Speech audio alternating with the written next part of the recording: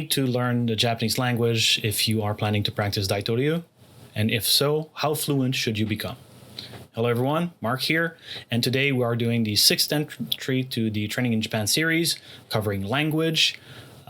We will be discussing why you should, in my opinion, learn the Japanese language, how fluent should you try to become, and a few tips on and tricks on how to basically approach the study of the Japanese language.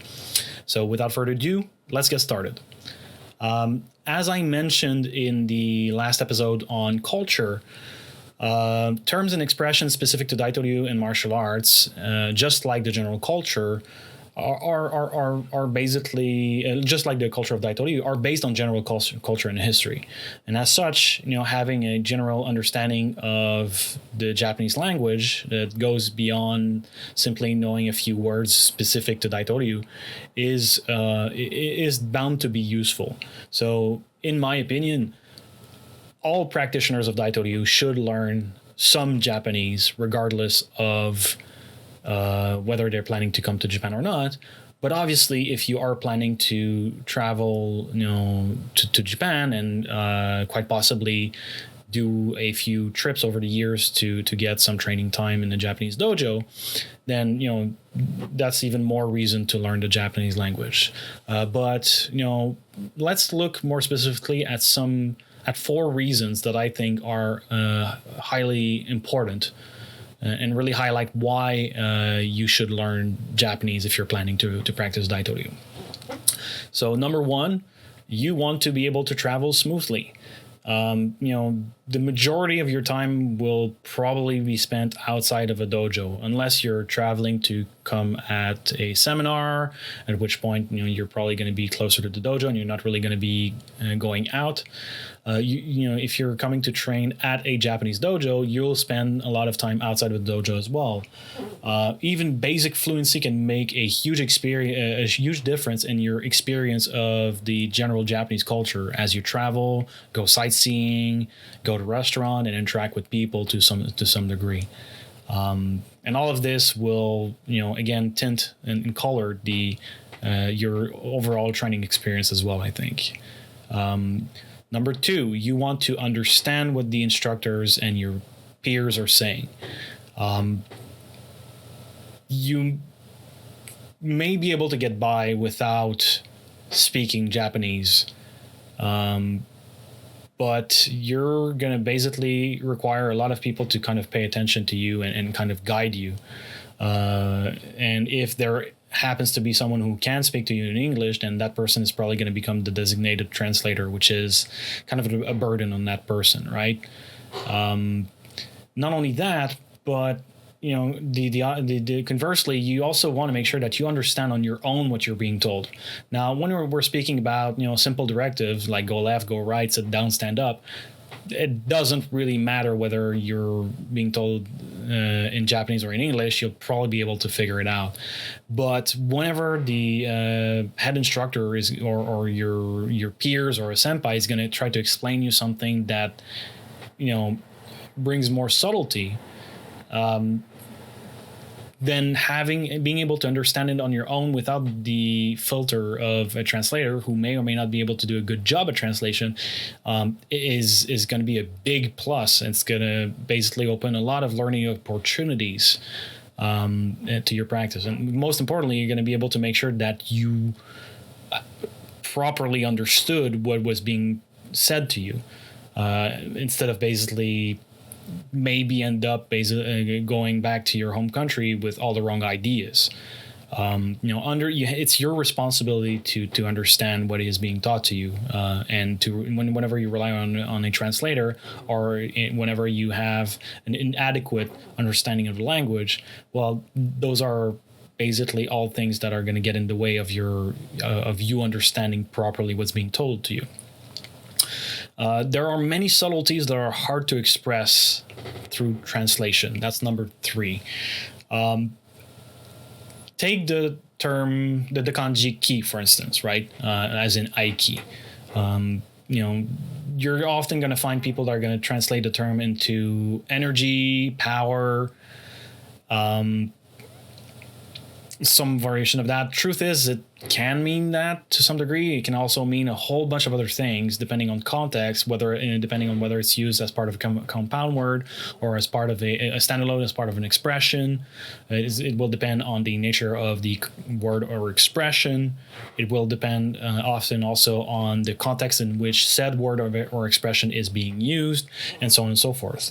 Worse, sometimes, actually quite often, especially when you're talking about traditional practices, some terms are not going to be able, and a kanji like ki very much so may not mean one specific thing, in the sense that it may actually kind of be a mixture of various of meaning of various English words that carries a lot of subtleties that are specific to a given context and a given tradition, for instance.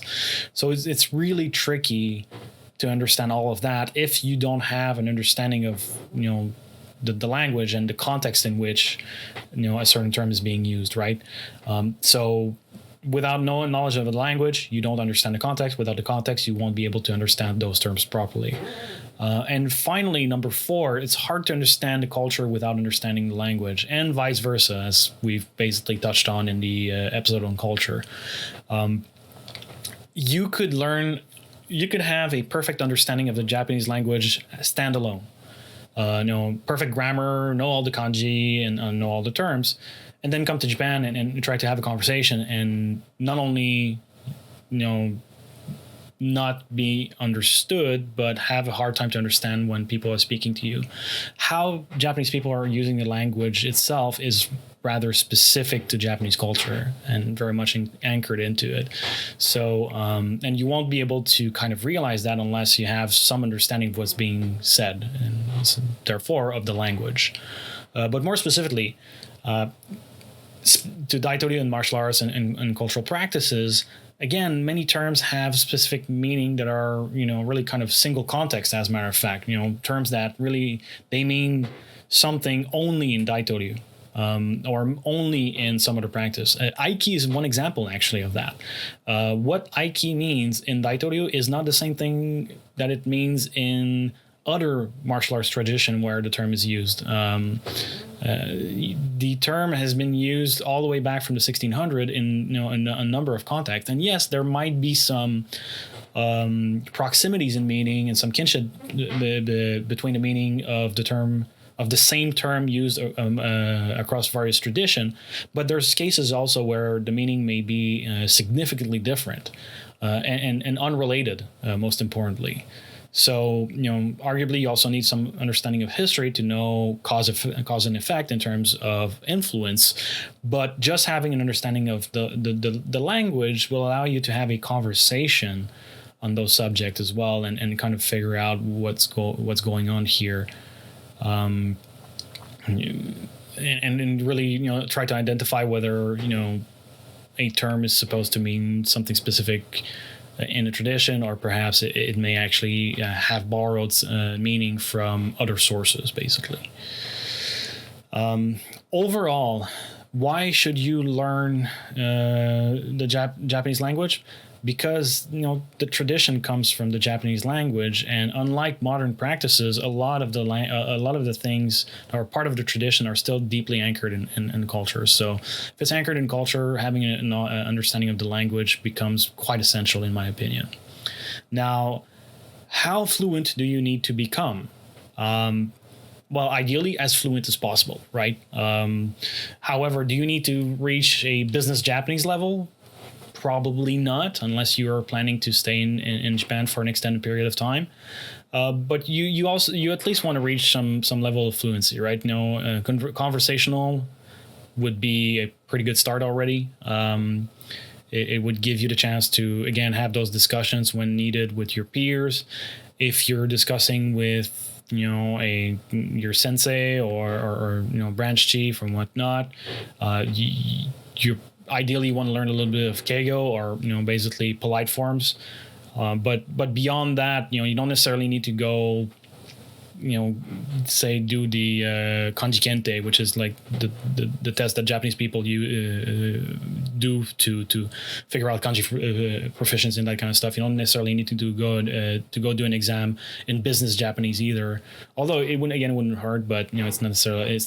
I think mandatory. Ideally, you want to have at least conversational, and then combine this with some at first general culture studies, and then eventually study of of historical documents and artifacts that are attached to the Daito-ryu tradition. Fortunately, a lot of the of that content in Daito-ryu is relatively modern. I mean, we're speaking end of the 19th century, beginning of the 20th century, and a lot of the documents that are written in relatively approachable language and in formats that are not too crazy to understand. So that goes for you. But if you're planning to study anything that goes beyond 170 years, and depending on the tradition and depending on the origin of the material, you're probably going to have to study also a little bit of traditional Japanese as well. And specific to certain time period to be able to basically go through that content and material. But again, if you have a basic conversational level, at least you're going to be able to do some searches. You're going to be slower to digest that kind of content if you don't have a higher level of fluency, but at least you're going to be able to run some of your own research and figure some stuff out, hopefully. I'd still obviously suggest that you continue gaining in fluency over time, even if it takes you 10 years, 20 years, doesn't really matter. Again, every leap you make in levels of fluency will make you more capable in the study of a cultural practice like Daito-ryu, and it will definitely crystallize and inform your practice in very, very important ways, I think.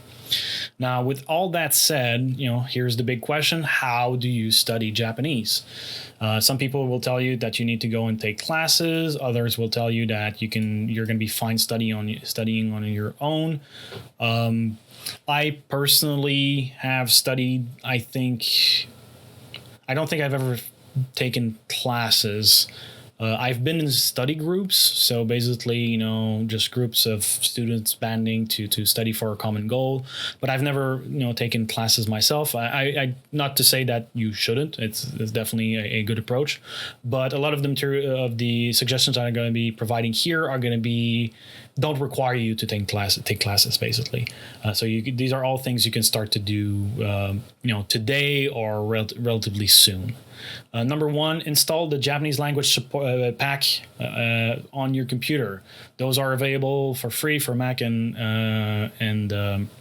Mac, iOS. If you have a phone, Android, and Windows, there's too many platforms to support. Just look it up. You'll be able to find how to do this rather easily, I think.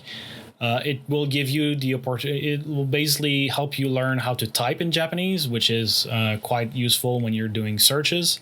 It will also, again, allow you to do those searches, so you'll be able to search for stuff in Japanese afterward, right? Which is really, really important when you want to study Japanese, I think.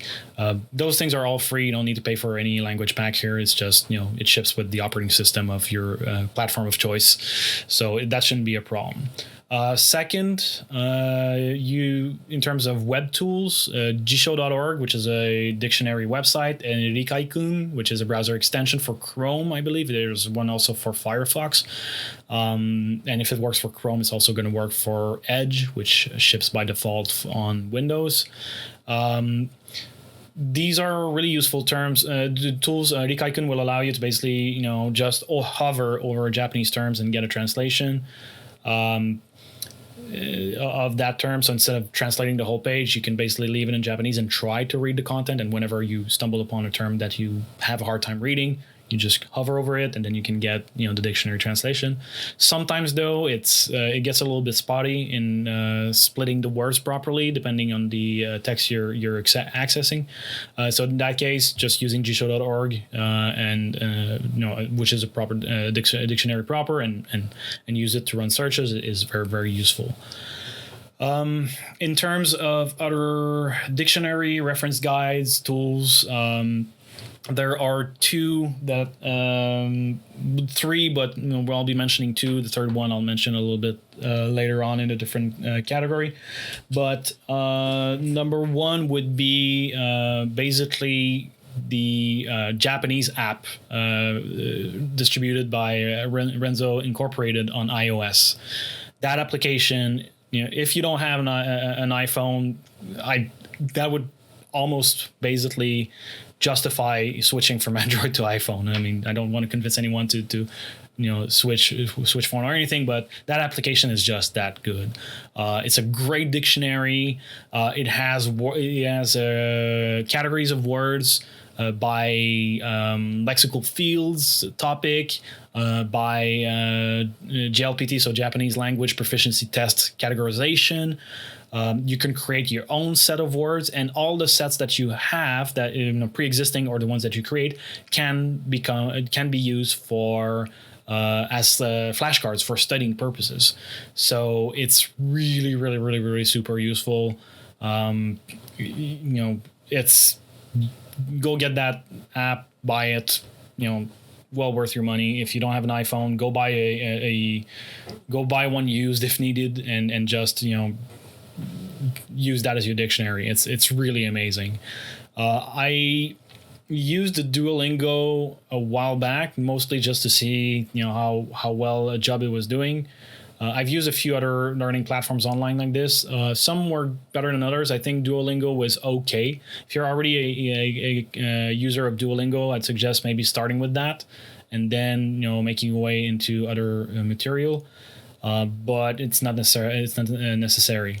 And finally, actually, I almost forgot. There's one reference book that to me it's been a Bible when I study Japanese, but it's this one, Japanese: A Comprehensive Grammar.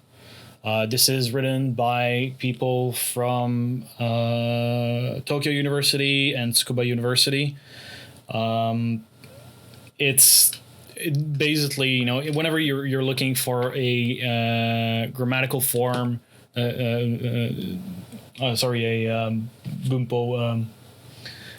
forgetting my English, grammar form, basically, it's in there. So it's in physical form. I don't think they have an ebook version of it, but regardless, it's a really, really good book to have in your library if you're studying Japanese, on top of a more standard dictionary like the one provided by Renzo, basically on iOS. Now, once you have all this material with you, you have the reference guides, reference books, dictionaries, and all those tools installed. The first thing you'll want to do is basically, set your aim on getting in passing the first Japanese language proficiency test. The tests are ranked from level 5 to level 1, 5 being the easiest, 1 being the hardest. At 1, you're basically somewhat bilingual. It's a very relative term, but basically you're going to be able to do stuff like reading newspaper without issue, if you study diligently, that is, of course. There are many series of books that you can go and purchase online on Amazon, for instance, if you want to study Japanese. There's Mina no Nihongo that a lot of people are talking about. The one I would absolutely, my recommendation would be the ones that are behind me. So here, the Nihongo So Matome series. This is the N2 one.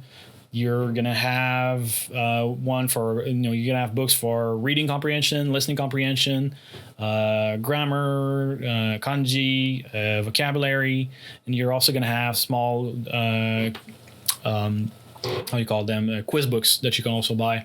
That are all excellent. If you're looking for a study, a way to study, it's the one that I've used the most. It's the one I've seen people have most success with.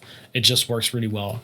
On top of that, and that is something that I've used personally, I haven't necessarily seen a lot of other people use it, but I would also recommend using the Nihongo Power Doriru. So basically Japanese power drills book series. So these are all basically quiz books, test books on a variety of subjects. This one is on grammar, as a matter of fact, but they make some on kanji and on a slew of other subjects. Do this, then make sure that you register for the JLPT test, the Japanese language proficiency test, every time they occur. So the tests are normally in July and I think June or July and December. It's everywhere across the world. It's always going to be at the same time, barring different time zones, but it's always going to be at the same time and on the same day. And the registration normally nowadays it can all be done online, so it's really super convenient. But you can register online normally, in I think February or March, I think, for the summer one, and then you need to register before the end of September, I believe, for the winter one. But even if you don't feel like you're going to pass the test, get into the habit of taking the test at a regular interval. If you think that you're going to not do very well on the GLPT, say you're doing your first test, GLPT 5, and you don't feel like you're going to do well, just do your best. If you feel like you really mastered the material, try to aim for, set yourself the goal of getting a really high score on that test, 80%, 90%, 95% success. Now keep in mind that each portion of the test, so it's going to be vocabulary, kanji, grammar, and listening comprehension, are all scored separately, and you need to basically reach a certain score on each one. So you can also basically go and set yourself as a goal to get a specific score on each section, but given that your goal should be overall, I'd say set a minimum for each section and a goal for the overall test score. This is just to make sure that you stay disciplined on your studies, right? And you have something to keep you accountable. If you're going to classes, it's easy to follow the classes and to just basically arrange your progress based on other classmates and so on and so forth, and just the teacher is going to keep you on pace. But if you're studying on your own, you need something to basically help you stay on schedule, and just registering for the test is a really good way to do that. Beyond JLPT, learn how to write. Now start with katakana, hiragana, then move on to kanji. The reason why I strongly suggest you learn how to write, number one, because in the context of martial arts, you may have to, it can become useful to know how to write certain things, your name for one thing, right? But also you might have some registration forms to fill in and so on and so forth. So to be able to just, write basic kanji is kind of useful. But even if you don't really have the opportunity to write a lot in Japanese, it's still going to help you memorize kanji and terms and so on and so forth, right? When you're writing with a phone, it's one thing. When you're writing by hand, it definitely helps with memorization. So this is something that you'll absolutely want to do. Now, I mentioned there was another essential reference book that I would recommend. That is the one. This one has been with me for over 15 years now. Essential Kanji by P.G. O'Neill. This covers all the standard kanji or Joyo kanji that are basically part of the standardized Japanese as being standardized, really. So what I suggest is basically get this book. Basically, you're gonna see. The kanjis are mostly in a comprehensive order in terms of studying purposes. You start with numbers, and then as you move along, you're going to move to seasons here, kanji that have some similarities or some some similar meanings. Get this one. And then I don't know if you can find those outside of Japan. I suppose you can. Otherwise, you can always go on Amazon.co.jp and buy it from there. And it's going to take a little longer to ship if they do ship overseas. But get booklets like this. So these are basically books for students to practice writing. You're going to see they're basically I don't know if it's going to show well, but it's basically a grid. Here you're probably going to see it a little bit better. The pages inside are the same thing. It's basically a grid here, and that's to make sure that the balance of your characters basically is correct. You're going to be able to compare it over time, and you're also going to be able to compare it with how it's being written here, right? Because those are also in squares. So it's going to help you basically kind of figure out whether you're decent or not in terms of writing. Writing is maybe one of the things that I would strongly suggest trying to get a teacher for, because if you get bad habits or you start to write certain kanji in the wrong order or in the wrong way using the wrong radicals, it can basically end up you might end up basically writing certain characters in unreadable ways, and those are really hard habits to unprogram. So if you have the ability to find a teachers abroad to maybe review your writing every once in a while, that's a good thing. Otherwise, try to be as thorough as possible and as diligent as possible when you are practicing, right? Find a conversation partner and or pen pal.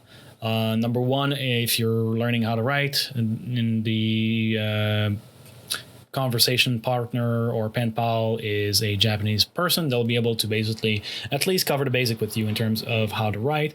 But just overall, you need a practical kind of free-form case for using the language that's dissociated from any other practice, just so that you can be a little bit freer to try stuff and experiment with the language and fail, because you're going to fail a lot at the beginning when you try to express yourself using the Japanese language.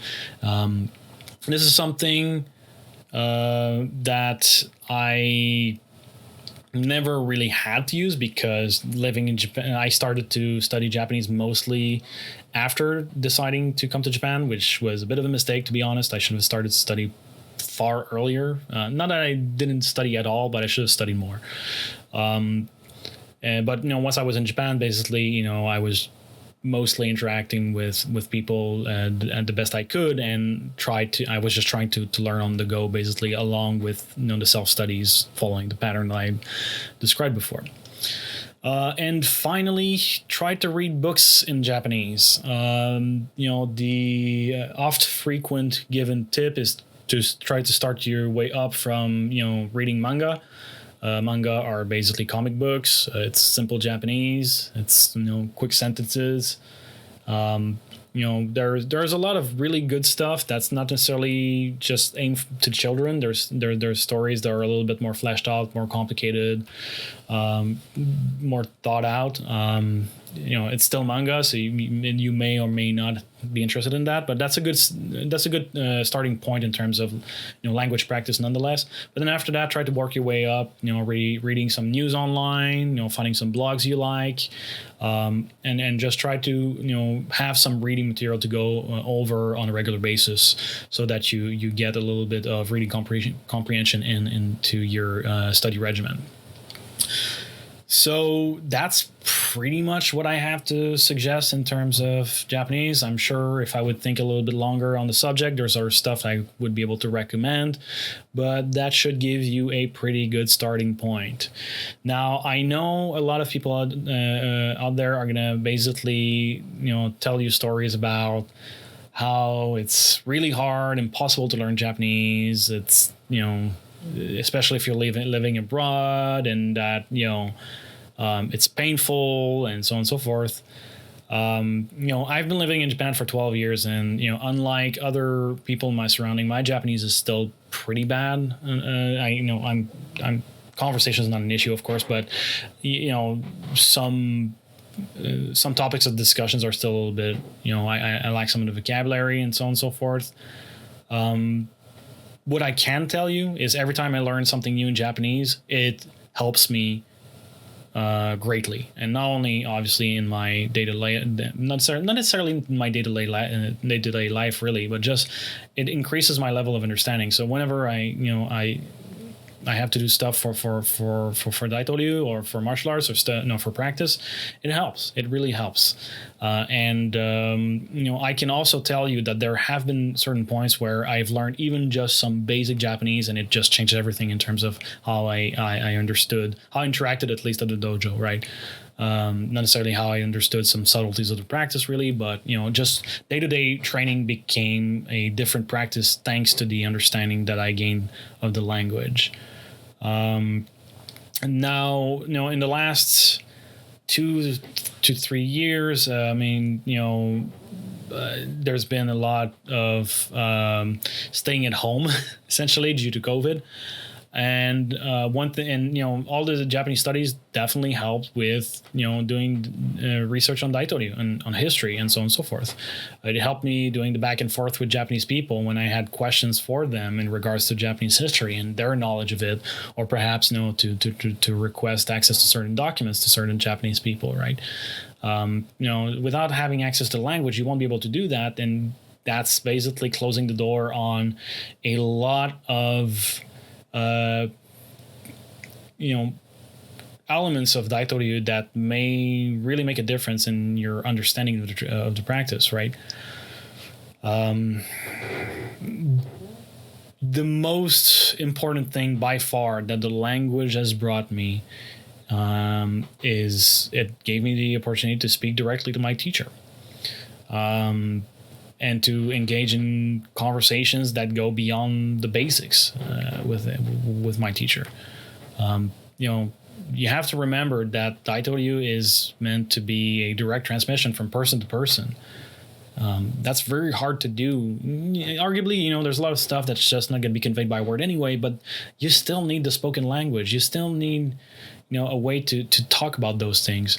And it's really hard to have some of those discussions in a language other than English, even if both parties are fluent. Just because the terms are really, it's really hard to do a good translation of certain terms, right, and certain ideas. So to me, that's been the biggest difference, and especially in the after the 6th or 7th year, this is where at some point, really I started to be able to have better conversations thanks to a better understanding of the language, and it changed a lot for me. So yes, it's going to be hard. Yes, it's tedious. I still recommend it highly. Learn the language. Learn the culture and use that knowledge to inform your practice of Daito-ryu. It's going to make all the difference in the world. So that's it for today. The next episode is going to be on the big decision. So if you're thinking about moving to Japan after a few times traveling to Japan for training, how to make that decision. We'll be discussing, the pros and cons and maybe some key points to consider before making a decision, and perhaps some prerequisite to said decision. As always, if you have any questions or comments, please feel free to put them in the comments down below. Thank you for your time, and until next time.